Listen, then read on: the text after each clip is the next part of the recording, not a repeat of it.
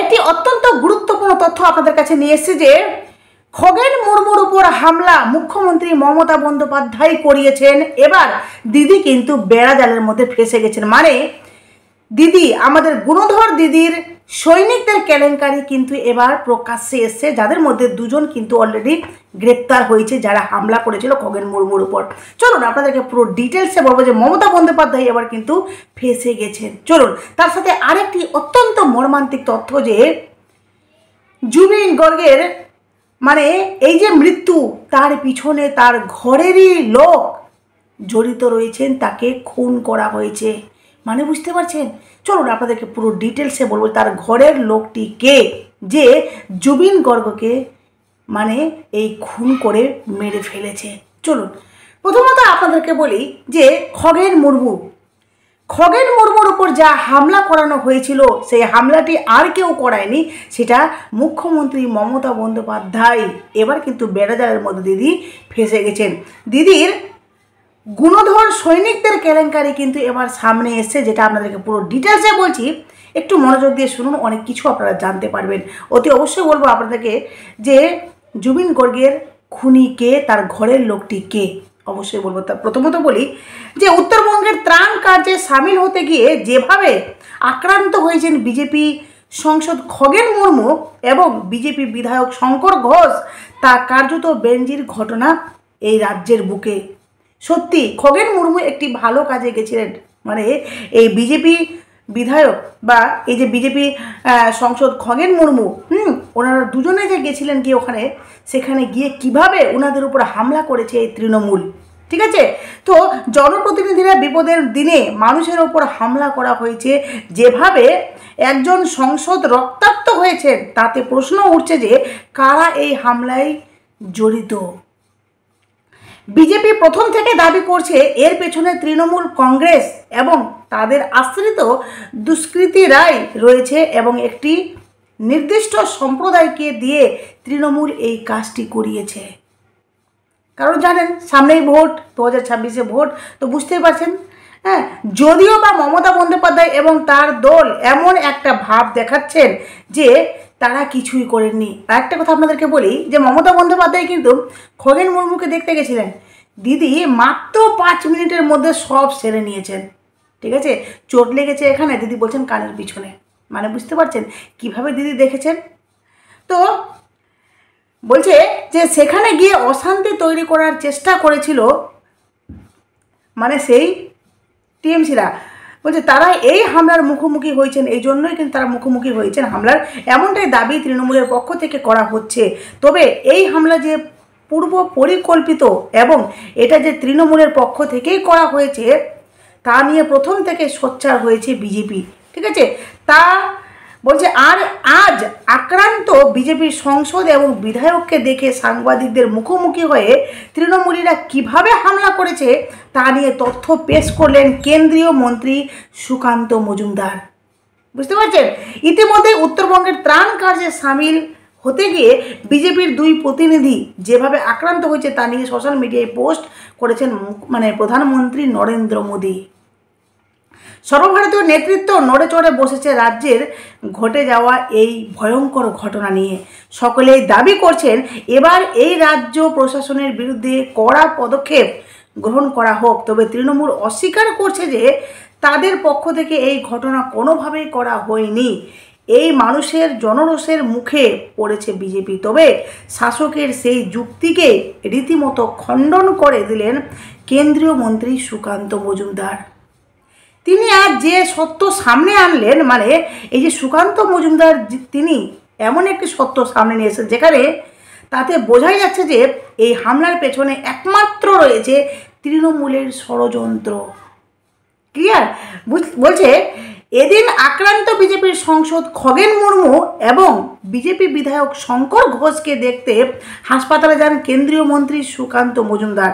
আর সেখানেই তাদের সঙ্গে কথা বলে সাংবাদিকদের মুখোমুখি হন তিনি। তৃণমূলের পক্ষ থেকে এই ঘটনার পেছনে তারা জড়িত নয় বলে দাবি করা হচ্ছে। তবে সুকান্তবাবু আক্রান্ত জনপ্রতিনিধিদের সঙ্গে কথা বলে সাংবাদিকদের মুখোমুখি হয়ে স্পষ্ট ভাষায় বুঝিয়ে দিয়েছেন যে এর পেছনে একমাত্র রয়েছে তৃণমূল কংগ্রেস। সুকান্ত মজুমদার বলেন, সেদিন যারা সেই ত্রাণ কার্যে গিয়েছিলেন তারা রাজনৈতিক আক্রমণ, রাজনৈতিক হামলার কিন্তু শিকার হয়েছেন। হ্যাঁ, বলছে খগেন মুর্মুর ফেসিয়াল বোন ভেঙে গেছে, মানে ওনার ফেসের যে বোন সেটা ভেঙে গেছে। এমনকি যে আমি কথা বললাম ওনার সঙ্গে, ওনার কথা বলার বারণ, তবুও অল্প অল্প বলতে পারছেন উনি। শঙ্কর ঘোষের সঙ্গে বিস্তারিত কথা বলেছি। যারা আক্রমণ করেছে তারা পরিষ্কার বলেছে আমরা দিদির সৈনিক। বুঝতে পারছেন, তারা নিজে স্বীকার করেছে যে আমরা দিদির কিন্তু সৈনিক। এখানে বিজেপি কেন আসবে? তাহলে বারবার সম্পত্তি পেয়েছে নাকি? এটা পাকিস্তান নাকি যে ওখানে বিজেপি যেতে পারবে না? মানে এটা কিন্তু পরিষ্কার হয়েছে। এমনকি ওনারা স্বীকার করে নিয়েছেন যে আমাদেরকে মুখ্যমন্ত্রী পাঠিয়েছে বা আমরা দিদিরই কিন্তু সৈনিক। ঠিক আছে, আর যেটা পরিষ্কার হয়েছে যে তৃণমূলই কিন্তু এই কাজ করেছে। তবে দুজনকে আক্রান্ত করা হয়েছে, খগেন মুর্মুকে যারা আঘাত বা আক্রান্ত করেছিলেন তাদের মধ্যে বলেন যে মানে সেখানে গিয়ে আচমকা হামলার মুখে পড়তে হয় তাদের। সেই ঘটনার পর 24 ঘন্টা কাটলেও মঙ্গলবার কেউ গ্রেপ্তার না হওয়ার সমালোচনার ঝড় ওঠে। মোট 8 জনের বিরুদ্ধে এফআইআর কিন্তু দায়ের করা হয়। তাদের মধ্যে 2 জনকে গ্রেপ্তার করা হলো সোমবার দুপুরে। ওই ঘটনার পর থেকে প্রায় 54 ঘন্টা কেটে গিয়েছে, অবশেষে 2 জনকে গ্রেপ্তার করা হয়েছে। বাকি 6 জনের খোঁজ চলছে এখনও অবধি। পুলিশের সূত্রে খবর, ধৃতদের নাম পরিচয় জানা যায়নি এখনও। তবে হামলার দিনে ওই 2 জন ঘটনাস্থলে উপস্থিত ছিলেন বলে সূত্রের খবর। বর্তমানে জ্ঞান মুর্মু দুজনে হাসপাতালে চিকিৎসাধীন। শঙ্কর ঘোষকে চিকিৎসার পর ছেড়ে দেওয়া হয়েছে। খগেন মুর্মু কিন্তু হাসপাতালে চিকিৎসাধীন রয়েছেন। খগেন মুর্মুর চোখের নিচের হাড় ভেঙে গিয়েছে বলে হাসপাতালের সূত্রে খবর। মঙ্গলবার তাকে দেখতে গিয়েছিলেন মুখ্যমন্ত্রী মমতা বন্দ্যোপাধ্যায়। বুধবার তাকে দেখতে যান কেন্দ্রীয় মন্ত্রী। ইতিমধ্যে পুরো ঘটনা নিয়ে রিপোর্ট তলব করেছেন লোকসভার স্পিকার ওম বিড়লা। একজন সংসদের উপর হামলা হওয়া সত্ত্বেও কেন পুলিশের এমন গাফিলতি, কেন গ্রেপ্তারিতে এত দেরি, তা নিয়ে প্রশ্ন ওঠে। তবে তৃণমূলের দাবি এই মুহূর্তে বন্যা ত্রাণ সবথেকে বেশি গুরুত্বপূর্ণ।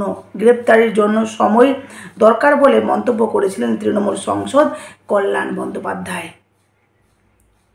মানে এই যে ঘটনাটা, এটা তো ক্লিয়ার হয়েছে যে মমতা বন্দ্যোপাধ্যায় করেছে। তবে দিদি এখন কথা কাটাচ্ছেন যে এখানে ইনকোয়ারিটা বেশি দরকার নেই, যতটা দরকার সেই ত্রাণে, সেই যে বন্যা হয়েছে উত্তরবঙ্গে। ঠিক আছে, এবার আপনাদেরকে বলি যে আমাদের সবার প্রিয়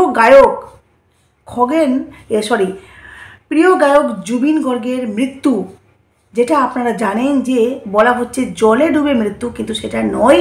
তাকে অ্যাকচুয়ালি পুরো প্রি প্ল্যানিং তার খুন হয়েছে। আর সেই খুন বলে না, ঘরের শত্রু না থাকলে কোনো কিছু করা সম্ভব না। তো ঘরেরই মানুষ কিন্তু তাকে খুন করেছে।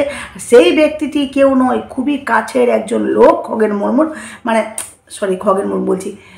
জুবিন গর্গের। ঠিক আছে, এবার আপনাদেরকে পুরো ডিটেলসে বলছি, একটু মনোযোগ দিয়ে কথাগুলো শুনুন, অনেক কিছু আপনারা জানতে পারবেন। বলা হচ্ছে জুবিন গর্গের মৃত্যুতে জড়িয়ে ঘরের লোক, পুলিশের হেফাজতে গায়ক, এই যে আমাদের সবার প্রিয় গায়ক জুবিন গর্গের ভাই। দেখুন, বলা হচ্ছে এখানে, দেখুন আপনাদেরকে বলছি, এটা যত সময় গড়াচ্ছে তত জটিল হচ্ছে জুবিন গর্গের মৃত্যুর মামলাটি, যেখানে একের পর এক তথ্য কিন্তু আমাদের সামনে আসছে। এবার জুবিন গর্গের মৃত্যুর ঘটনায় গ্রেপ্তার করা হলো আরও একজনকে। তবে এবার জুবিনের ঘরের লোককে গ্রেপ্তার করা হয়েছে। শুনতে অবাক লাগলেও জুবিন গর্গের তুতো ভাই সন্দীপন গর্গকে, তার তুতো ভাই সন্দীপ গর্গকে পুলিশ কিন্তু গ্রেপ্তার করেছে। পেশায় পুলিশ অফিসার সন্দীপন গর্গের গ্রেপ্তারের ঘটনায় এই মামলাটি মিলছে না আপাতত। অসম পুলিশ সার্ভিসের ডিএসপি পদ মর্যাদার অফিসার সন্দীপন গর্গকে গ্রেপ্তার করা হয়েছে। সিআইডির তরফে শুরু হয়েছে জোরদার তদন্ত। জুবিন গর্গের মৃত্যুর সঙ্গে সন্দীপন গর্গ ঠিক কিভাবে এবং কতটা জড়িত সে বিষয়ে কিন্তু শুরু হয়েছে এবার কিন্তু গভীর তল্লাশি। তবে সন্দীপন গর্গকে আজ ম্যাজিস্ট্রেটের সামনে তোলা হলে 14 দিনের পুলিশ হেফাজতের নির্দেশ দেওয়া হয়। জুবিনের মৃত্যু মানে জুবিনদার মৃত্যুর ঘটনায় সন্দীপন গর্গকে যেমন জেরা করা হবে তেমনি পূর্ব ধৃত শ্যামকানু মাহাতো, সিদ্ধার্থ শর্মাদেরও জিজ্ঞাসাবাদ চলবে। তবে জুবিন গর্গের তুতো ভাই সন্দীপন গর্গ অসমের কামরূপ জেলার পুলিশের ডেপুটি সুপারিনটেন্ডেন্ট হিসেবে কিন্তু কর্মরত। জুবিন গর্গের মৃত্যুর সঙ্গে এই পুলিশ আধিকারিকের কি যোগ রয়েছে তা খতিয়ে দেখা শুরু করেছেন এবার কিন্তু পুলিশ। জানা যাচ্ছে নর্থ ইস্ট ফেস্টিভ্যাল উপলক্ষে জুবিন গর্গ যখন সিঙ্গাপুরে যান সেই সময় গায়কের সঙ্গে ছিলেন তার তুতো ভাই সন্দীপন গর্গ। ইয়ট পার্টিতেও হাজির ছিলেন সন্দীপন। ফলে জুবিন গর্গের মৃত্যুর ঘটনায় সন্দীপনের কোনো ভূমিকা রয়েছে কি না তা খতিয়ে এবার কিন্তু পুলিশ দেখছে, যেহেতু তার ভাই কিন্তু তার সঙ্গেই ছিল। এমনকি যে জুবিন গর্গের হঠাৎ মৃত্যু গত 19শে সেপ্টেম্বর জুবিন গর্গের মৃত্যু হয় সিঙ্গাপুরের নর্থ ইস্ট ফেস্টিভ্যাল অনুষ্ঠানে হাজির হওয়ার আগে জুবিন স্কুবা ডাইভে যান। সেই সময় জলে নেমে গায়ক অসুস্থ হয়ে পড়েন। সঙ্গে সঙ্গে তাকে জল থেকে তুলে সিপিআর দিয়ে হাসপাতালে নিয়ে যাওয়া হয়। তবে চিকিৎসকরা জুবিন গর্গকে মৃত বলে কিন্তু ঘোষণা করেছিল। তবে মৃত্যুর এই যে ঘটনা যেখানে তার ভাই কিন্তু বলতে পারেন যে এবার কিন্তু সামনে এসে যেখানে ওনার ভাইয়ের উপর একটা সন্দেহ বা ভাইকে নিয়ে এবার কিন্তু মারাত্মক প্রশ্নগুলো উঠেছে। আর তার সাথে কিন্তু 10 জন প্রবাসী ভারতীয়কেও কিন্তু তলব করা হয়েছে। রহস্যজনক মৃত্যুর ঘটনায় তার তুতো ভাই এবং অসম পুলিশের ডিএসপি সন্দীপন গর্গকে গ্রেপ্তার করার পর এবার অসম পুলিশের বিশেষ তদন্তকারী দল সিঙ্গাপুরে বসবাসকারী আরও 10 জন প্রবাসী ভারতীয়কে জিজ্ঞাসাবাদের জন্য নজরে এনেছেন। ইতিমধ্যে তাদের কাছে পাঠানো সমন পাঠানো হলেও নির্ধারিত সময়ে তারা কিন্তু সাড়া দেয়নি, যাদেরকে তারা কিন্তু তদন্তের আওতায় এনেছেন।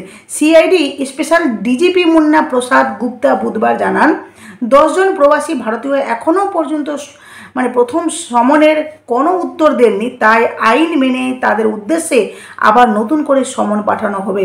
তদন্তকারী দল জানিয়েছে জুবিন যে প্রমোদ তরিতে জলে নামার আগের মুহূর্ত পর্যন্ত ছিলেন সেই ইয়টে মোট 11 জন উপস্থিত ছিলেন।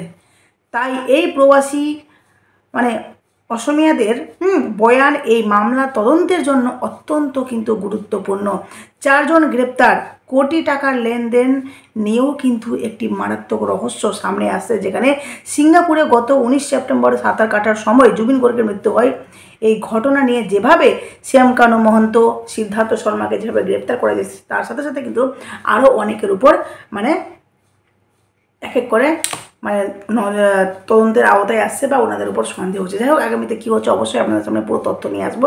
তবে যেই তথ্যগুলো এখন দিলাম সেটা ভাবতে পারছেন জুবিন গর্গের নিজের বাড়িকার লোক, তার নিজের তুতো ভাই, মারাত্মক কিছু সামনে। এটা যে পুরো পরিষ্কার যে তার একটা খুন, তাকে মারা হয়েছে। এত সুন্দর একজন গায়ক যার গান সারা জীবনের মতো অমরত্ব, এখনও গানগুলো ট্রেন্ডিং, সেই মানুষটিকে মেরে ফেলা হয়েছে পুরো ষড়যন্ত্র করে। যাই হোক, এখানে শেষ করলাম। অবশ্যই আপনাদের মূল্যবান মতামত কমেন্ট বক্সে দেবেন। অবশ্যই নতুন থাকলে চ্যানেলটি সাবস্ক্রাইব করে নোটিফিকেশন পাশে থাকবেন। টাটা।